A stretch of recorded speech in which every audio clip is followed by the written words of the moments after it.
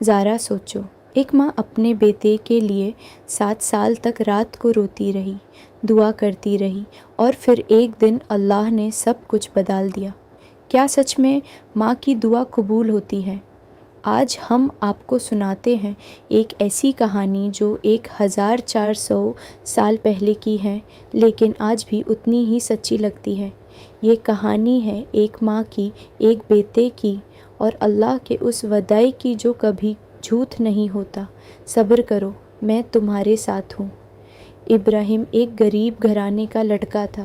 باپ چھوٹے سے تھا، گھر میں فرق تھا، لیکن ماں نے کبھی ہاتھ نہیں چھوڑا۔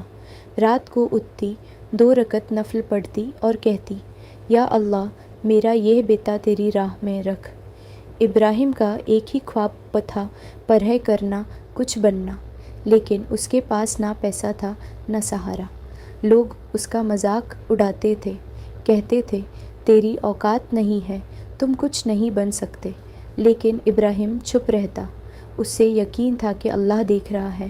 لیکن تب ایک ایسا واقعہ ہوا جس نے ابراہیم کی زندگی ہمیشہ کے لیے بدل دی۔ ایک دن ابراہیم کو ایک چھوٹا سا کام ملا۔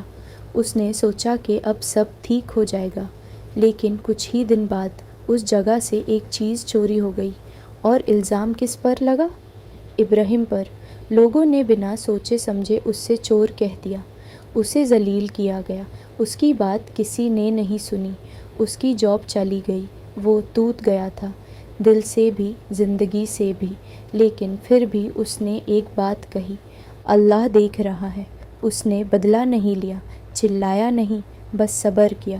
جب اس کی ماں کو یہ سب پتہ چلا تو اس کا دل ٹوٹ گیا، لیکن اس نے شکایت نہیں کی۔ اس نے رات کو سجدہ کیا اور اللہ سے رو رو کر دعا مانگی۔ رات گزرتی رہی، آنسو گرتے رہے، اور دعا اٹھتی رہی، اور پھر 40 دن بعد ایک بات ہوئی جو کوئی سوچ بھی نہیں سکتا تھا۔ جس آدمی نے ابراہیم پر الزام لگایا تھا، سچ سامنے آ گیا کہ وہ خود جھوٹا تھا۔ سب کے سامنے حقیقت کھل گئی۔ اللہ نے ابراہیم کی عزت واپس کر دی۔ نہ صرف اس کی صفائی ہوئی، بلکہ اس سے پہلے سے بہتر کام ملا۔ لوگ جو اسے ذلیل کرتے تھے، اب اس سے عزت دینے لگے۔ اور ماں نے سجدے میں سر رکھا اور صرف اتنا کہا، شکر ہے یا اللہ۔ صبر کا مطلب یہ نہیں کہ آپ کچھ نہیں کر رہے۔ صبر کا مطلب ہے آپ اللہ پر بھروسہ کر رہے ہیں، اور اللہ کی مدد ہمیشہ آتی ہے، کبھی جلدی، کبھی دیری سے، لیکن آتی ضرور ہے۔ اگر آپ کی زندگی میں بھی ایسا کوئی وقت آ رہا ہے جہاں صبر مشکل لگ رہا ہے، تو یہ ویڈیو لائک کرو اور اپنی ماں کو بھیجو، ان کا شکریہ ادا کرو آج۔ اللہ ہم سب کو صبر کی توفیق عطا فرمائے، ہماری ماؤں کے لیے صحت اور رحمت نازل فرمائے، آمین۔ اگر یہ واقعہ آپ کے دل کو لگا تو چینل سبسکرائب کرو تاکہ اگلی کہانی بھی آپ تک پہنچے۔ السلام علیکم۔